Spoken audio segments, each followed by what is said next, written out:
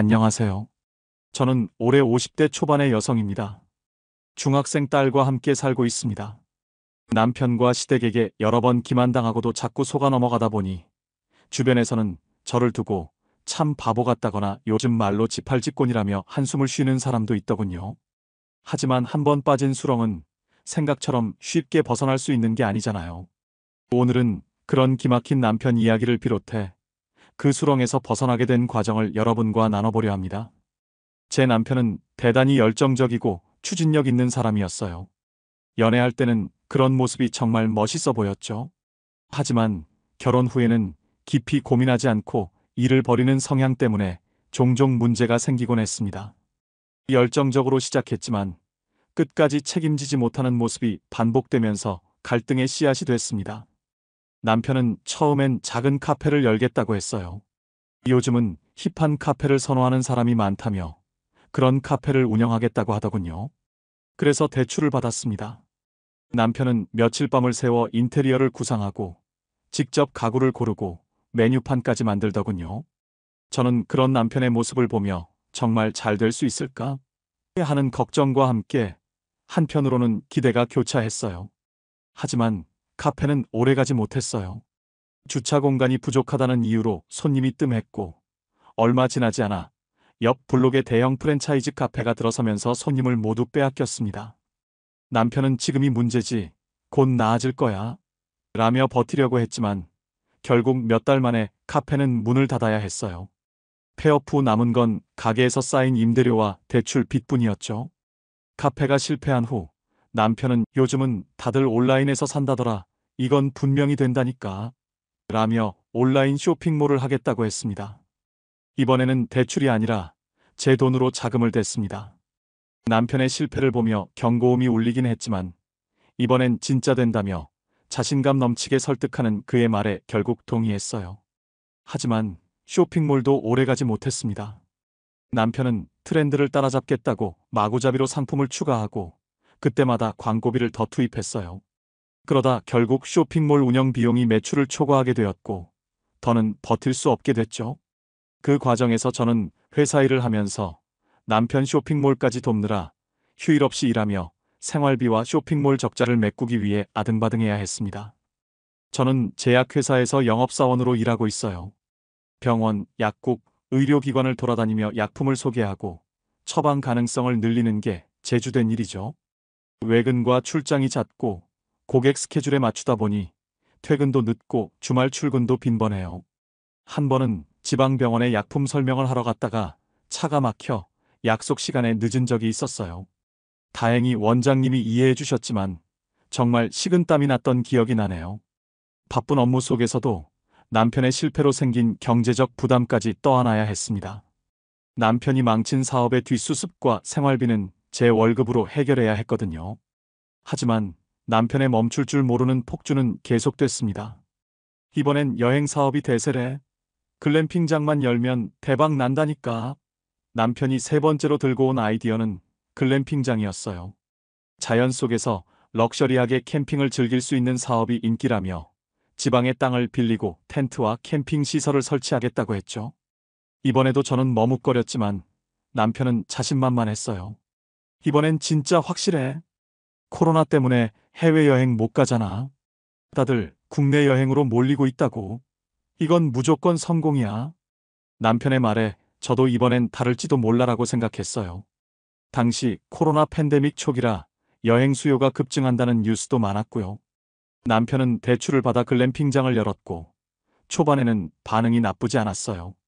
그런데 문제는 코로나 상황이 악화되면서 사회적 거리두기가 강화되고 캠핑장 운영이 제한되면서부터 시작됐습니다. 예약은 줄줄이 취소됐고 시설 유지비가 계속 쌓이면서 결국 글램핑장은 문을 닫아야 했습니다. 그때 남편이 무너지는 모습을 보며 처음으로 그가 정말 불쌍하다는 생각이 들었어요. 내가 너무 과신했나 봐라는 그의 한마디에 저는 차마 화를 낼 수도 없었습니다. 하지만 이번에도 상황을 수습하는 건 제 몫이었어요. 대출금을 갚아야 했으니까요. 남편의 반복된 사업 실패가 이어지면서 상황이 많이 심각해지자 시댁에 손을 벌리기 시작했어요. 시어머니와 시아버지는 꽤 여유 있는 분들이었어요. 남편이 사업 자금을 대달라고 하면 처음엔 걱정하시면서도 결국엔 지원을 해주셨죠. 한두 번은 고맙게 받아들였지만 그 횟수가 쌓이면서 저도 점점 불편해졌습니다. 남편은 시댁에서 큰돈을 빌릴 때마다 저를 설득했습니다. 우리 부모님도 내가 잘 되길 바라는 마음에서 도와주는 거야. 이번엔 꼭 성공해서 보답할 거니까 당신도 너무 걱정하지 마. 하지만 결과는 늘 같았습니다. 실패한 사업의 빚은 고스란히 저희 가정을 갉아먹었고 시댁의 불만은 점점 커져갔습니다. 특히 시어머니는 그 불만을 저에게 집중적으로 쏟아냈습니다. 내 아들이 왜 이렇게 되는지 모르겠어. 내가 좀 더 강하게 말렸어야 하는 거 아니니? 결국 우리 돈으로 다 메꾸는 꼴인데 내가 책임감이라는 게 있어? 처음엔 참고 넘겼습니다. 그래도 시댁에서 도움을 받은 이상 어느 정도 감수해야 한다고 생각했거든요. 하지만 시어머니의 말은 날이 갈수록 더 가혹해졌습니다. 내 남편이 그 모양인 게 다 내 탓 아니야? 집안 살림은 제대로 했어? 애는 잘 챙겼고? 내가 제 역할을 못하니까 이런 일이 반복되는 거야. 시어머니는 마치 모든 잘못이 제 책임인 것처럼 몰아붙이며 분풀이를 하곤 했습니다. 저는 남편이 벌려놓은 문제를 수습하느라 죽어라 일하고 있었지만 시어머니의 말은 그런 제 노력을 전혀 인정하지 않았습니다. 그럴 때마다 억울함과 분노가 치밀었지만 마음속에서 되뇌는 말은 항상 같았습니다. 참자. 딸을 위해서 참자. 결국 시댁과의 갈등은 남편과의 관계까지 틀어지게 만들었습니다. 남편은 중간에서 저와 시댁 사이에서 힘들어했고 그 스트레스가 고스란히 저에게 돌아왔습니다. 결국 남편은 지친 목소리로 이렇게 말하더군요. 우리 이제 그만하자. 서로 너무 지쳤잖아. 그 말을 들었을 때 제 안에서 알 수 없는 해방감이 밀려왔습니다. 그렇게 우리는 합의 이혼을 하게 되었습니다. 당시 제 바쁜 직업 특성상 딸을 제대로 돌볼 여건이 안 되었기에 딸은 남편과 시댁에서 키우기로 했습니다. 이혼 1년 차, 저는 나름대로 제 생활에 만족하고 있었고 돈도 차곡차곡 모아가고 있던 시점이었어요. 남편과 시댁 식구들의 갈등과 압박 속에서도 벗어났기 때문에 심리적으로도 안정감을 되찾고 있었죠. 직장 생활도 나쁘지 않았고 딸과 다시 함께할 날을 상상하며 버티고 있었어요. 하지만 딸의 건강 문제로 모든 게 다시 흔들렸습니다. 딸이 큰 병에 걸렸다는 소식을 듣고 남편과 시댁에서 재결합을 제안했어요. 딸을 위해서 다시 합치는 게 어떻겠냐는 말이었죠. 솔직히 너무 혼란스러웠어요. 저는 이미 그들에게서 받은 상처를 치유해가는 중이었으니까요. 하지만 딸의 상태가 워낙 심각했기에 결국 재결합을 결심했습니다. 우리는 딸 아이 병원과 가까운 아파트를 전세로 얻었고 시댁에서 보증금을 빌려주었어요. 남편은 아버지 지인의 회사에 출근한다고 했고 저는 휴직계를 내고 딸 간병에 전념하기로 했습니다. 처음엔 모든 게 괜찮아 보였어요. 시댁도 과거처럼 간섭하지 않았고 남편도 회사 생활에 성실히 임하는 듯 보였죠. 딸의 건강만 회복된다면 그 어떤 것도 바랄 게 없다고 생각했어요. 하지만 이상한 점들이 하나둘씩 눈에 띄기 시작했습니다. 어느 날 옷장 정리를 하다가 남편 옷에서 묵직한 지갑을 발견했어요. 열어보니 레스토랑 영수증이 들어있더군요. 날짜와 시간을 확인했더니 그날은 남편이 친구들과 등산을 다녀오겠다며 1박을 하고 온 날이었어요. 이상했지만 설마 남편이 거짓말까지 했겠나 싶어 대수롭지 않게 넘기려 했습니다. 딸 간병 때문에 바쁜데 괜한 의심은 그만두자며 스스로를 다독였죠. 그러나 딸의 중대한 수술이 끝나고 안정을 찾은 어느 날 집으로 돌아오던 길에 남편이 다른 여자와 팔짱을 끼고 아파트 다른 동에서 나오는 모습을 목격했습니다. 순간 잘못 본 걸까 싶어 눈을 비볐지만 확실히 남편이 맞았어요. 놀라움과 분노에 몸이 굳었지만 서둘러 몸을 숨기고 둘의 모습을 사진과 영상으로 남겼습니다. 저는 마음을 가라앉히고 대응 방법을 고민하기 시작했습니다. 대놓고 따지는 것은 위험할 것 같았어요. 남편의 휴대폰을 확인하기로 결심하고 남편이 일찍 귀가한 날 약간의 수면제를 국에 타 넣었죠. 남편이 깊이 잠든 틈을 타서 전에 봐뒀던 비밀번호를 입력해 휴대폰을 열었습니다. 그 안에서 저는 상상조차 하지 못했던 진실을 마주했습니다. 남편의 분류는 제가 이혼하기 전부터 시작됐고, 이혼 후에는 그 여자가 아이의 시댁까지 드나든 흔적이 있었습니다. 사진첩에는 시댁 가족 행사에서 찍힌 그 여자의 사진이 가득했고, 심지어 가족 사진에도 당당히 끼어 있더군요. 카톡 대화 내용은 더 끔찍했습니다. 저를 비하하는 대화들이 오갔어요. 완전 아줌마 됐지 뭐. 이제 여성스러운 매력이라고는 하나도 없어. 딸 간병인 쓰는 것보단 애엄마를 쓰는 게 낫지. 우리 엄마도 그게 좋겠다고 하셨잖아. 더 놀라운 사실은 그 여자가 같은 아파트 다른 동으로 이사 와 있었다는 것이었습니다. 남편은 두 집을 오가며 살고 있었던 겁니다. 너무 분하고 치가 떨렸지만 함부로 움직였다가는 제가 더 큰 타격을 입을 것 같아 참고 또 참았습니다. 그리고 모든 사진과 데이터를 제 폰에 옮겨두었습니다. 딸의 간병과 남편의 문제로 하루하루 정신없이 보내던 어느 날 우연히 거울 속 제 모습을 보고 충격을 받았습니다. 퀭한 눈과 까칠한 얼굴, 초췌한 몸이 비참하게 느껴졌어요. 이게 내가 딸을 위해 참고 사는 삶인가 싶어 울컥했지만 눈물을 삼키고 오랜만에 미용실에 가기로 했습니다.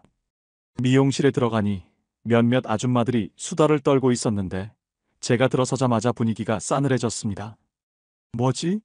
싶었지만 대수롭지 않게 넘기며 머리를 다듬고 계산을 하려는데 한 아줌마가 말을 꺼냈습니다. 그러다가 천벌 받아요. 가정 있는 남자한테 그러는 거 아니야. 깜짝 놀라 그게 무슨 말씀이세요? 라고 묻자 아줌마는 한숨을 쉬며 믿기 힘든 이야기를 들려주었습니다.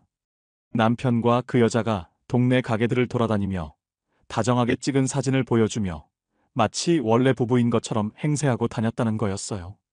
더 황당했던 건 그 여자가 제 사진까지 여기저기 보여주며 제가 딸 간병을 핑계로 이미 끝난 관계인 남편에게 억지로 매달리고 있다는 식으로 떠벌리고 다녔다는 겁니다.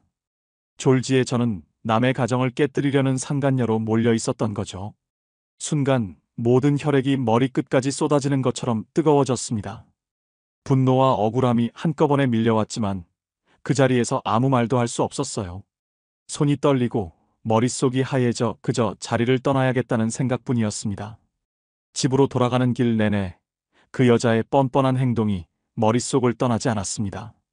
어떻게 주변 사람들에게까지 저를 스토커로 몰아세울 수 있는지 생각할수록 치가 떨렸습니다. 딸이 퇴원하고 건강을 회복해가던 어느 날 제 걱정스러운 표정을 딸이 눈치챘습니다. 한참 저를 바라보던 딸이 조심스럽게 말을 꺼냈습니다.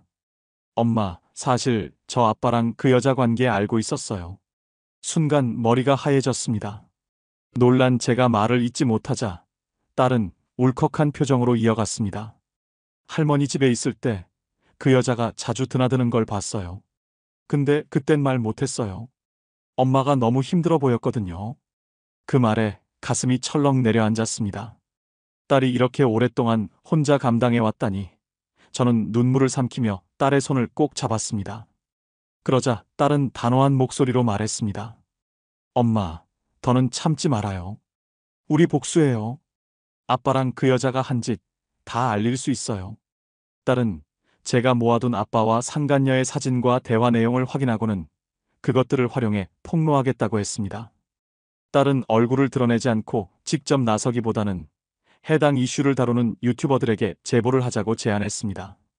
딸은 이미 여러 유튜브 채널을 구독하고 있었고 그중 사회적 문제를 공론화하는 채널들을 잘 알고 있었어요. 엄마, 우리가 가진 증거를 제보하면 이분들이 제대로 다뤄주실 거예요. 우리 이야기가 세상에 알려지게 할 수 있어요. 그렇게 딸은 제가 가진 자료들을 정리해 영상과 함께 몇몇 유튜버에게 제보했습니다. 제보 내용에는 아빠의 두 집 살림과 상간녀와의 관계, 그리고 그로 인해 우리 가족이 겪었던 고통이 담겨 있었습니다. 증거 자료는 레스토랑 영수증, 팔짱을 끼고 찍힌 사진, 카톡 대화 내용 등이 포함됐습니다. 얼마 지나지 않아 제보받은 유튜버들 중 한 명이 첫 영상을 올렸습니다. 오늘은 한 가족의 가슴 아픈 이야기를 다뤄보려 합니다. 두 집 살림을 한 아빠와 그로 인해 고통받은 가족의 이야기입니다. 유튜버는 우리의 자료를 바탕으로 사건을 차근차근 정리해 공개했습니다. 얼굴은 공개하지 않았지만 네티즌들은 증거 속 단서들을 토대로 아빠와 상간녀의 정체를 밝혀냈습니다. 영상 속에서 나온 영수증의 식당 위치, 배경사진, 상간녀의 SNS 활동을 연결해 두 사람의 얼굴과 신상이 퍼지기 시작했습니다. 얼굴이 밝혀지자 남편과 상간녀의 이야기는 빠르게 퍼져나갔습니다. 댓글에는 두 사람을 비난하는 글이 쏟아졌습니다. 저 사람들 동네에서 진짜 유명하더니 이런 일이 있었구나. 남의 가정을 이렇게 파탄내고 뻔뻔하게 살다니. 특히 상간녀는 과거 자신의 SNS에 올렸던 사진과 글들로 인해 더욱 비난을 받았습니다. 상간녀가 여러 남자들과 유사한 방식으로 관계를 맺었다는 정황까지 드러나면서 그녀의 신상은 더욱 빠르게 퍼졌습니다. 동네에서도 소문이 퍼지면서 남편과 상간녀는 매일같이 수군거림과 눈총을 받았습니다. 동네 슈퍼에서조차 두 사람에 대한 험담이 오갔습니다. 미용실 아주머니는 제가 방문하자 어색한 표정으로 다가와 말을 꺼냈습니다. 저번에 그런 줄도 모르고 실례했어. 미안해요. 그런 사연이 있는 줄 알았으면 절대 그런 말 못했을 거예요. 남편과 상간녀는 직장에서도 소문이 퍼지며 곤혹을 치렀습니다. 상간녀는 결국 직장에서 해고당했고 남편도 동료들로부터 냉대를 받으며 직장을 그만두게 됐습니다. 상간녀의 피해 남자들이 댓글과 증언으로 속속 등장하며 그녀의 실체를 폭로하기 시작했습니다. 저도 그녀에게 속았던 사람입니다. 결혼까지 약속했는데 알고 보니 또 다른 남자가 있었어요.